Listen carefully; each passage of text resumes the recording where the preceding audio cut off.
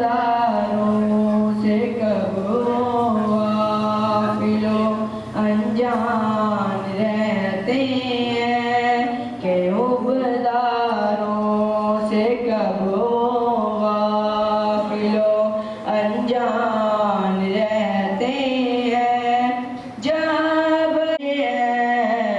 میں وہ گھر دیکھ آیا ہوں جہاں سلطان رہتے میں نکاح سامان رہتے ہیں میں وہ گھر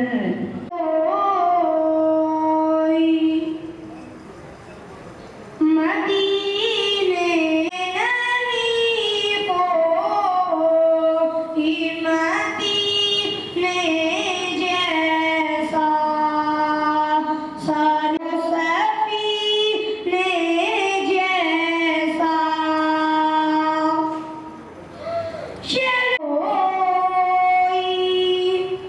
مدینہ شہر دنیا میں جیسا سمجھے سارے نبیوں کو انگوٹھی کا جو حلقہ سمجھے شہر دنیا میں نہیں کوئی مدینے جیسا وہ سفینے جیسا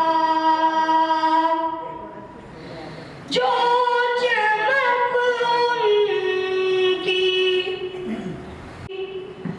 جبی میں تھی جو چمک ان کی جو چمک ان کی جلاؤ عطر لاؤ تو کوئی ان السلام علیکم لا نبی بعدہ اما بعد فاعوذ باللہ من الشیطان الرجیم بسم اللہ الرحمن الرحیم انا نحن نزلنا الذکر وانا له لحافظون صدق اللہ العظیم اللہم صل علی محمد وعلی آل محمد كما صليت على إبراهيم وعلى آل إبراهيم إنك حميد مجيد اللهم بارك على محمد وعلى آل محمد كما باركت على إبراهيم وعلى آل إبراهيم إنك حميد مجيد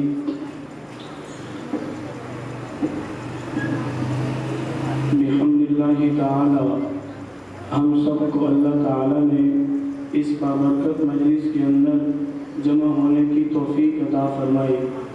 یہ بابرکت مجلس اللہ کے کلام کتاب اللہ کی نسبت سے قائم ہے کہ اللہ تعالیٰ کے کلام اللہ کو نماز تراویح کے اندر مکمل کیا گیا، تو اسی نسبت سے ہم سب آج جمع ہیں۔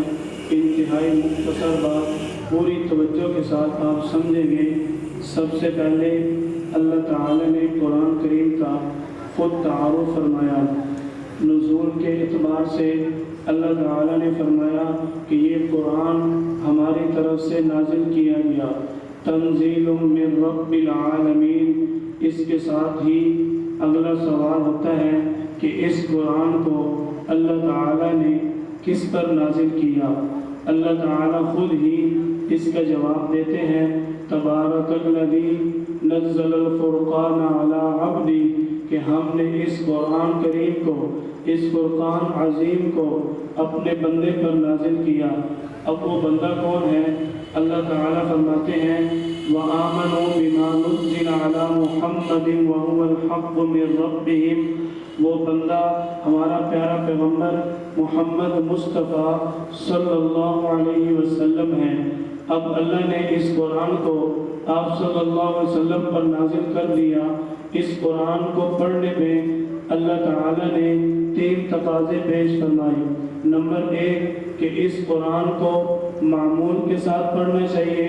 نمبر 2 صاف صاف کر کے پڑھنا چاہیے۔ نمبر 3 اس قرآن کو پڑھنے کے بعد یاد بھی کرنے کا ارادہ کرنا چاہیے۔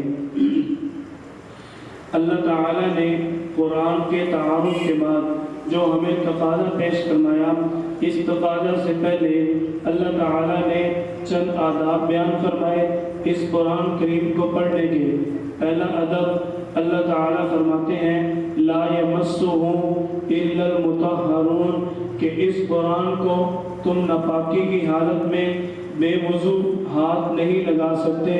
اور اس قرآن کو پڑھنے کا دوسرا ادب فَإِذَا قَرَأْتَ الْقُرْآنَ فَاسْتَعِذْ بِاللَّهِ مِنَ الشَّيْطَانِ الرَّجِيمِ، جب اس کو تم پڑھنے کی ابتدا کرو تو تم اللہ تعالیٰ کی پناہ میں آ جاؤ شیطان مردود سے۔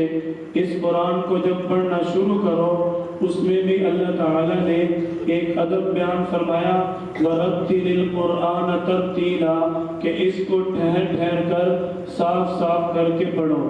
اللہ تعالیٰ نے اس قرآن کے آداب کے بعد آگے گفتگو فرمائی اس قرآن پر ایمان لانے کے بارے میں۔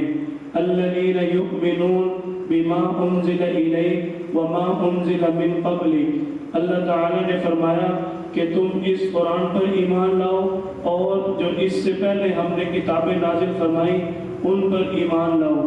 یا ایھا الذین آمنوا آمنوا بما نزل علی رسولی، ہم نے جو قرآن اپنے پیغمبر صلی اللہ علیہ وسلم پر نازل کیا اور جو کتابیں ہم نے باقی انبیاء کرام پر نازل کی ان تمام کتابوں پر تمہارے لیے ایمان لانا ضروری ہے۔ یہ تو قرآن کریم کا مختصر تعارف تھا۔ اب اس قرآن کے نزول کے بارے میں اللہ تعالیٰ نے جو مہینہ فرمایا شہر رمضان الذی انزل فیہ القرآن، کہ ہم نے اس قرآن کو رمضان مبارک کے مہینہ کے اندر نازل فرمایا۔ کن کے لیے؟ ھدی للناس وبینات من الھدی والفرقان، لوگوں کے لیے ہدایت ہے۔ ھدی للمتقین، متقین نیک لوگوں کے لیے ہدایت کا سرچشمہ ہے۔ اب آگے اللہ تعالیٰ اس قرآن کی ہدایت کے بعد اس قرآن کے ذکر کو مزید اللہ تعالیٰ بیان فرماتے ہیں کہ اس قرآن کو سمجھنے کے بارے میں بھی 2 پہلو ہیں۔ نمبر 1، اس قرآن کو اگر نصیحت کے لیے پڑھا جائے تو ہر ایک فرد اس سے نصیحت حاصل کر سکتا ہے۔ نمبر 2، اگر کوئی شخص اس قرآن کو سمجھنا چاہے تو وہ قرآن علماء کے بغیر اس کو سمجھ نہیں آ سکتا۔ اللہ تعالیٰ فرماتے ہیں لَعَلِمَهُ الَّذِينَ يَسْتَنبِطُونَهُ مِنْهُمْ، کہ جو علم رکھتے ہیں اس میں سے مسائل کو نکالنے کا تم اس سے رہنمائی حاصل کرو۔ فَاسْأَلُوا أَهْلَ الذِّكْرِ إِن كُنتُمْ لَا تَعْلَمُونَ، تم اہل علم سے سوال کرو اگر تم اس کے بارے میں علم نہیں رکھتے۔ اگر تو قرآن کریم کو سمجھنا ہے تو قُلْ هَلْ يَسْتَوِي الَّذِينَ يَعْلَمُونَ وَالَّذِينَ لَا يَعْلَمُونَ والے ضابطے پر عمل کیا جائے گا۔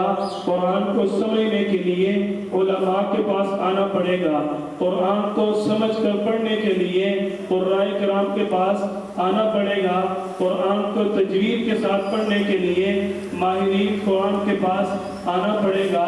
اب اللہ تعالیٰ اس قرآن کو نصیحت حاصل کرنے کے بارے میں کیا فرماتے ہیں وَلَقَدْ يَسَّرْنَا الْقُرْآنَ لِلذِّكْرِ فَهَلْ مِن مُدَّكِرٍ، اگر تو تم اس قرآن سے نصیحت حاصل کرنا چاہتے ہو پھر تو تمہارے لیے یہ آسان ہے، اگر تم اس سے مسائل نکالنا چاہتے ہو پھر تمہیں اہل علم کے پاس آنا پڑے گا۔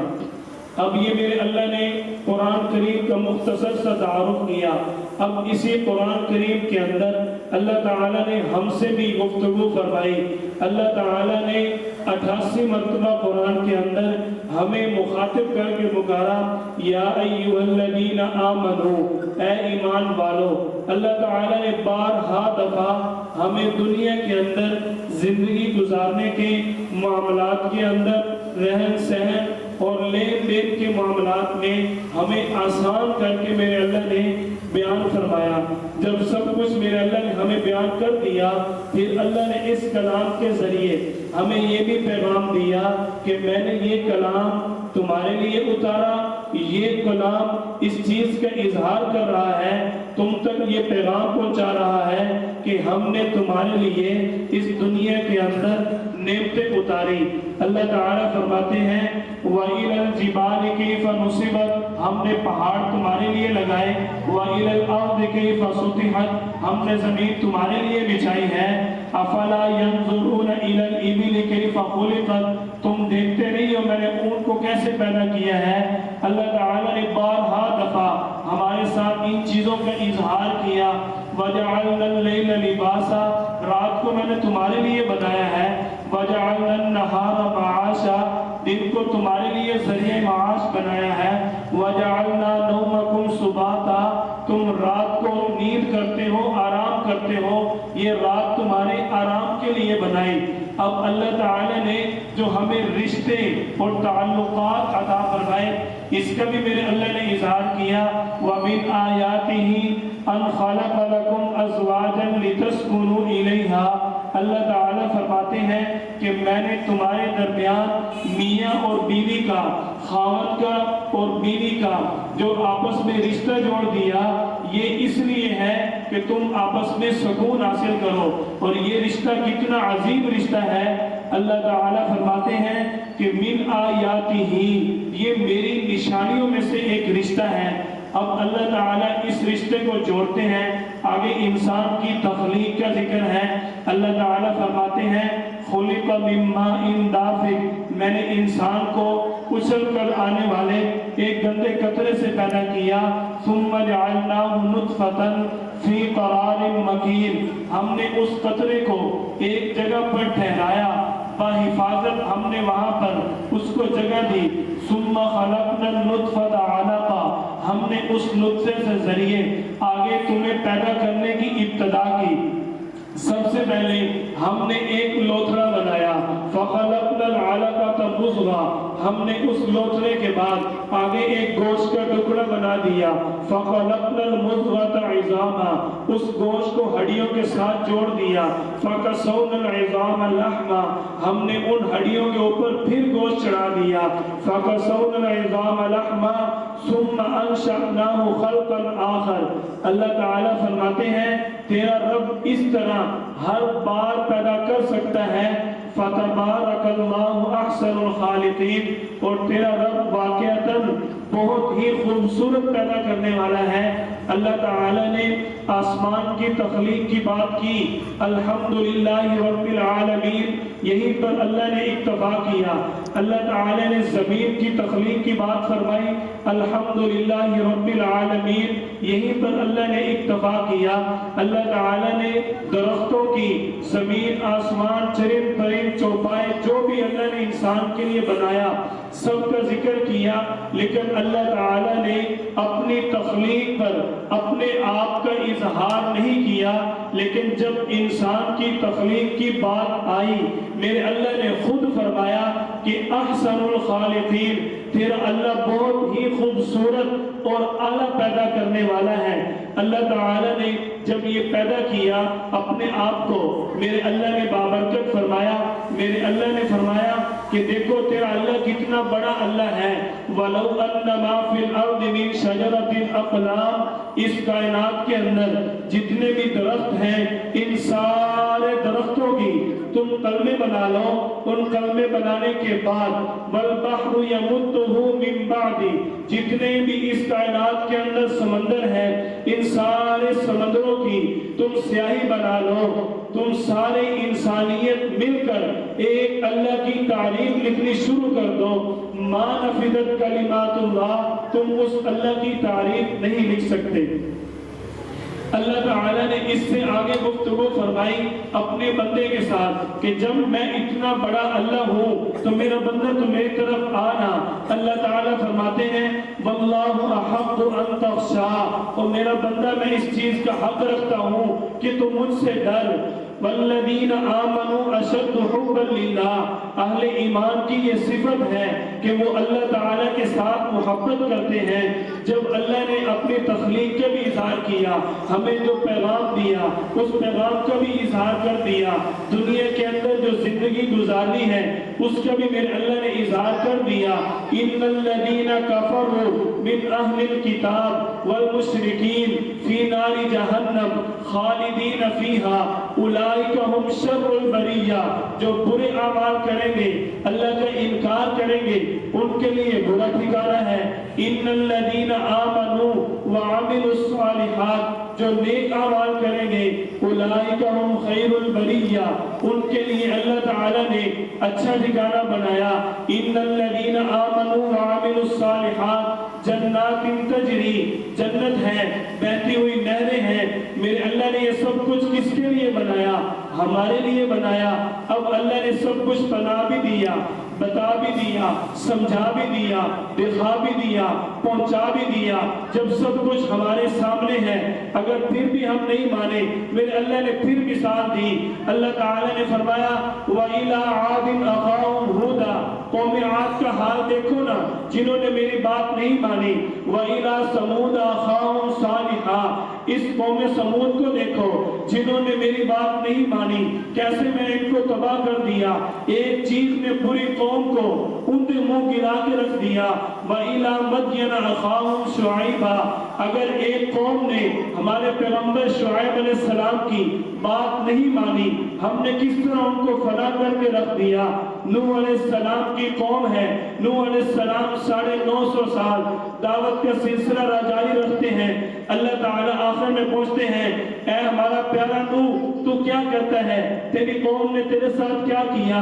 نوح علیہ السلام جواب دیتے ہیں رب لا تذر علی الکافرین دیارا، یا اللہ ان میں سے ایک بھی نہ بچے، یہ بڑے بدبخت ہیں، انہوں نے میرا انکار کیا، انہوں نے مجھے مانا نہیں، ان کو کیوں ختم کرنا ضروری ہے؟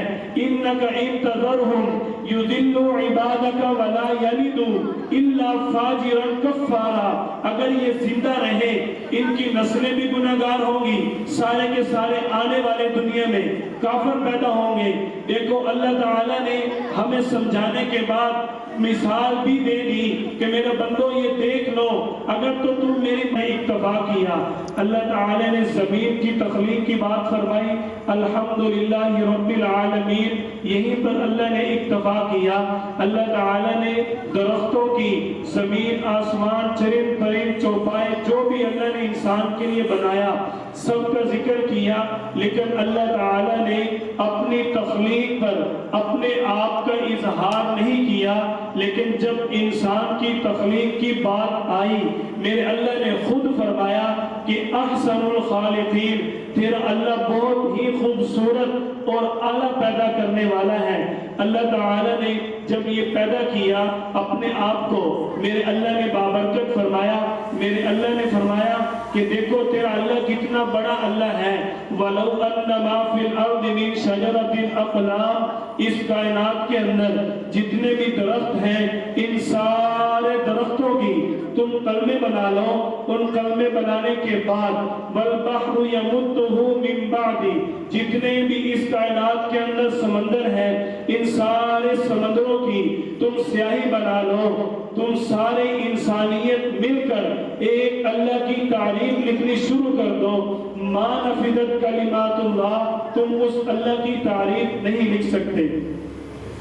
اللہ تعالیٰ نے اس سے آگے گفتگو فرمائی اپنے بندے کے ساتھ کہ جب میں اتنا بڑا اللہ ہوں تو میرا بندہ تو میری طرف آنا۔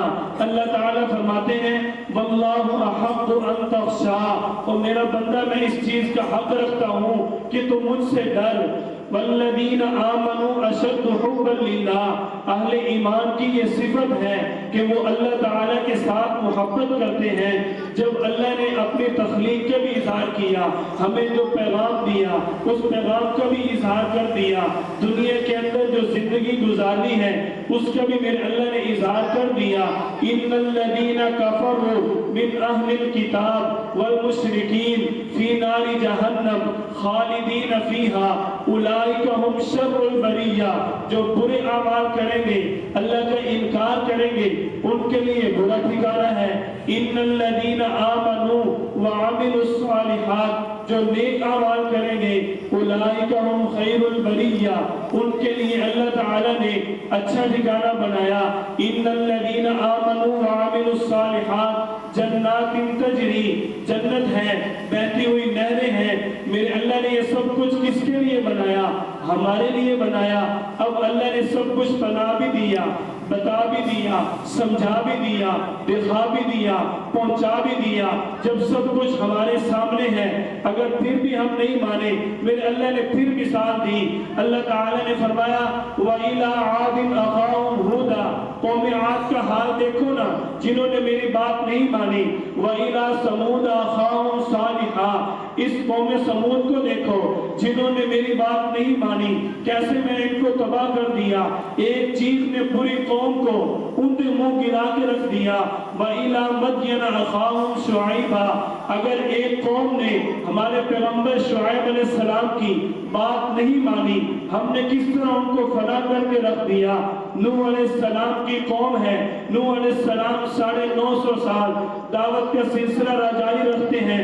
اللہ تعالیٰ آخر میں پوچھتے ہیں اے ہمارا پیارا نوح، تو کیا کہتا ہے؟ تیری قوم نے تیرے ساتھ کیا کیا؟ نوح علیہ السلام جواب دیتے ہیں رب لا تذر علی الکافرین دیارا، یا اللہ ان میں سے ایک بھی نہ بچے، یہ بڑے بدبخت ہیں، انہوں نے میرا انکار کیا، انہوں نے مجھے مانا نہیں، ان کو کیوں ختم کرنا ضروری ہے؟ انک ان تذرہم یضلوا عبادک ولا یلدوا الا فاجرا کفارا، اگر یہ زندہ رہے ان کی نسلیں بھی گناہگار ہوں گی، سارے کے سارے آنے والے دنیا میں کافر پیدا ہوں گے۔ دیکھو اللہ تعالیٰ نے ہمیں سمجھانے کے بعد مثال بھی دے دی کہ میرے بندو یہ دیکھ لو، اگر تو تم میری کرو اقیموا الصلاۃ وآتوا الزکاۃ، نماز پڑھو، زکوٰۃ ادا کرو، ان الذین آمنوا وعملوا الصالحات، نیک اعمال کرو، یا ایھا الذین آمنوا اتقوا اللہ وقولوا قولا سدیدا، سچی بات کرو، یا ایھا الذین آمنوا اتقوا اللہ وکونوا مع الصادقین، سچے لوگوں کا ساتھ دو۔ میرے اللہ نے ساری چیزیں ہمارے سامنے کھول کے رکھ دی۔ اب بندہ دنیا میں مان گیا، سمجھ گیا تو اس کا فائدہ ہے، اگر نہیں مانا اس کو بھی میرے اللہ نے ذکر کر دیا۔ وَنَضَعُ الْمَوَازِينَ الْقِسْطَ لِيَوْمِ الْقِيَامَةِ، ہم جب ترازو لگائیں گے نا میدان حشر کے اندر، تو سب کو ہم نامہ اعمال برابر برابر تول کر اس کے حوالے کر دیں گے۔ اب بندہ دنیا کے اندر زندگی گزار کر جا رہا ہے، کل نفس ذائقۃ الموت، ہر ایک کو موت نے پکڑنا ہے، اور اس موت کی پکڑ کا تم برداشت نہیں کر سکتے۔ اللہ تعالیٰ فرماتے ہیں اب ہم نے میدان حشر کا بھی ذکر کیا، وہاں ترازو لگ جائے گا، ہر ایک کے نامہ اعمال تولیں گے۔ فَأَمَّا مَنْ ثَقُلَتْ مَوَازِينُهُ، جس کا نامہ اعمال نکلے گا بھاری، فَهُوَ فِي عِيشَةٍ رَاضِيَةٍ، اس کے لیے موجی ہوگی، وہ وہاں خوش ہوگا، وہ وہاں پر راضی ہوگا۔ اور جس کا نامہ اعمال نکلے گا ہلکا، اس نے دنیا کے اندر اللہ کی نافرمانی کی ہوگی۔ اللہ تعالیٰ فرماتے ہیں وَأَمَّا مَنْ خَفَّتْ مَوَازِينُهُ، اس کا نامہ اعمال نکلا ہلکا، اس کے لیے فَأُمُّهُ هَاوِيَةٌ، صرف جہنم نہیں ہے، ہم نے جہنم کی ماں اس کے لیے تیار کی ہے۔ وَمَا أَدْرَاكَ مَا هِيَ، تم کیا سمجھو وہ ماہیہ کیا ہے؟ اللہ تعالیٰ خود ہی جواب دیتے ہیں نار حامیہ، وہ بھڑکنے والی آگ ہے۔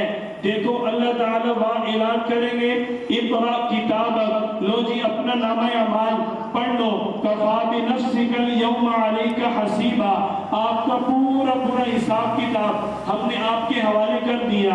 اب جس کا نامہ اعمال ملے گا دائیں ہاتھ میں، اس کا بھی اللہ نے ذکر کیا فَأَمَّا مَنْ أُوتِيَ كِتَابَهُ بِيَمِينِهِ، جس کو مل گیا دائیں ہاتھ میں، وہ کیا کہے گا فَيَقُولُ هَا اقرؤوا کتابیہ، لوگوں پڑھو تو صحیح، اللہ نے مجھے جنت کا سرٹیفکیٹ دے دیا، میرے اللہ نے مجھے کامیاب کر دیا۔ فَهُوَ فِي عِيشَةٍ رَاضِيَةٍ، اس کے لیے وہاں سکون اور راحت ہے۔ فِي جَنَّةٍ عَالِيَةٍ، جنت کے اندر بلند مقام قطوفها دانیہ کلو وشربو کھاؤ پیو موجے اڑاؤ اور وہاں پر جو دوسرا حشر ہونے والا ہے جس کا نامہ اعمال ملے گا الٹے ہاتھ میں یہ نامہ اعمال کا جو حساب کتاب ہے یہ کوئی معمولی نہیں ہے وہاں ہمارا اختیار نہیں چلے گا اللہ تعالیٰ فرماتے ہیں اليوم نختم علی افواہہم ہم نے تمہارے منہ پر مہر لگا دی وتکلمنا ایدیہم آج تیرے ہاتھ بول کے بتائیں گے کہ تو نے دنیا کے اندر رشوت لی تیرے ہاتھ بول کے بتائیں گے تو نے دنیا کے اندر ہاتھ سے کون سے گناہ کیے وتشہد ارجلہم تیرے اعضاء بتائیں گے کہ تو نے دنیا کے اندر ہماری کون کون سی نافرمانیاں کی جب بندہ وہاں ناکام ہو جائے گا اللہ تعالیٰ فرمائیں گے وَامْتَازُوا الْيَوْمَ أَيُّهَا الْمُجْرِمُونَ ان مجرموں کو سائڈ پہ کرو جن کا نامہ اعمال دائیں ہاتھ میں ملے گا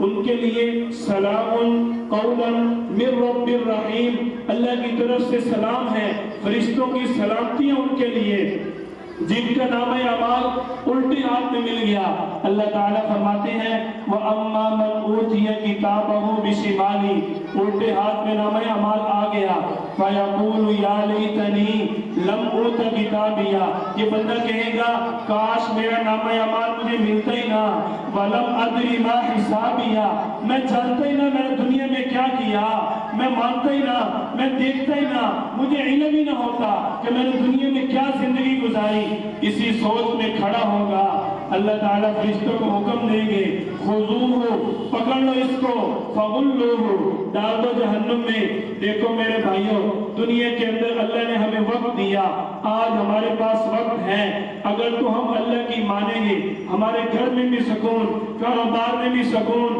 لین دین معاملات میں سکون جھگڑے سے فساد سے پریشانیوں سے سب بچ سکتے ہیں آج امت مسلمہ کے اندر اکثر لوگ اسی لیے پریشان ہیں اپنے گھر میں قرآن کو جگہ نہیں دی اخبار گھر میں آ رہا ہے ٹی وی موبائل نیوز سب گھروں کے اندر چل رہی ہے لیکن نہیں ہے قرآن کی صدا نہیں ہے یا ایتھا النفس المطمئنہ تجھے اطمینان میرے پاس آ کے ملے گا جب یہ ساری چیزیں میرے اللہ نے کھول دی تو پھر کیا عامل اور کیا کوئی جاہل ان ساری چیزوں سے اپنے آپ کو بچاؤ اپنے گھر کے اندر قرآن کریم کا معمول بناؤ ایک لفظ ایک سطر ہر روز معمول لازمی ہے آپ صلی اللہ علیہ وسلم فرماتے ہیں اس عمل کی اللہ کے ہاں بڑی اہمیت ہے جو عمل دوام کے ساتھ ہمیشہ کیا جائے اس لیے اپنے گھر کے اندر اگر سکون چاہتے ہو تو اپنے گھروں میں قرآن کو لاؤ ایک سفر کوئی زیادہ نہیں ہے معمول کے ساتھ اس کو پڑھنے کی کوشش کریں اللہ تعالیٰ اس کی برکت سے اور بھی پڑھنے کی توفیق عطا فرمائیں گے اور اگر تم اس کو پڑھو گے اس ایک سطر کا اتنا اجر ہوگا تمہاری ساری پریشانیاں ختم ہو جائیں گی اگر اس چیز پر عمل کر لو گے تو تمہارا سب کچھ سمجھ جائے گا اولاد کے بارے میں پریشان ہے معاملات کے بارے میں پریشان ہے اللہ کو راضی کر لو اللہ تعالیٰ فرماتے ہیں یا عبادی الذین اسرفوا علی انفسہم میرا بندہ تو میری طرف لوٹ کے آ تو صحیح لا تقنطوا من رحمت اللہ تو میری رحمت سے نا امید نہ ہو ان اللہ یغفر الذنوب جميعا تیرا اللہ تو سارے معاف کرنے والا ہے انہ هو الغفور الرحیم تیرا اللہ مہربان بھی ہے مہربان ہونے کے ساتھ تیرا اللہ بخشنے والا بھی ہے جب اللہ کی صفت ہی معاف کرنا ہے ایک شخص کا کام ہی کپڑے بیچنا ہے تو اس کے بعد جا کر جس کپڑے کا مطالبہ کیا جائے وہ کیوں نہیں دے گا میرے اللہ کی جب صفت ہی معاف کرنا ہے تو میرا اللہ معاف کیوں نہیں کرے گا اللہ کے در پہ آؤ اللہ سے ضد لگاؤ یا اللہ ہمیں معاف کرو گے تو ہم نے مصلی سے اٹھنا ہے آج رات سارے عزم کریں آخری طاق رات ہے اس میں اللہ کو منائے اللہ کو راضی کرے آنے والے وقت میں اللہ سے ہدایت کی دعا مانگے گناہوں سے بچنے کی توفیق مانگے نیک اعمال کی گھروں کے اندر اسلامی زندگی مانگے گھروں کے اندر آپ صلی اللہ علیہ وسلم کی سنت کو جگہ دے ہمارے گھروں کے اندر انگریز گھس چکا ہے، یورپی تعلیمات ہمارے گھروں میں آ چکی ہیں، اسی لیے ہم پریشان ہیں۔ اپنے نبی صلی اللہ علیہ وسلم کی زندگی کو گھر میں لاؤ۔ اللہ تعالیٰ نے جو چیزیں آپ صلی اللہ علیہ وسلم کو عطا فرمائیں ان چیزوں کا جواب نہیں ہے۔ اللہ تعالیٰ نے فرمایا بلا قادرین علی ان نسوی بنانا، یہ جو فنگر پرنٹ آج دنیا کے اندر چل رہا ہے، ہر ایک کا انگوٹھا اس کی شناخت ہے۔ میرے اللہ نے 1400 سال پہلے فرما دیا کہ تم دیکھتے نہیں ہو ہم نے کس طرح ہر ایک کا پورا الگ الگ بنایا ہے۔ تو میرے اللہ نے جن چیزوں کا اظہار کیا آپ ان چیزوں کو گھر میں لاؤ۔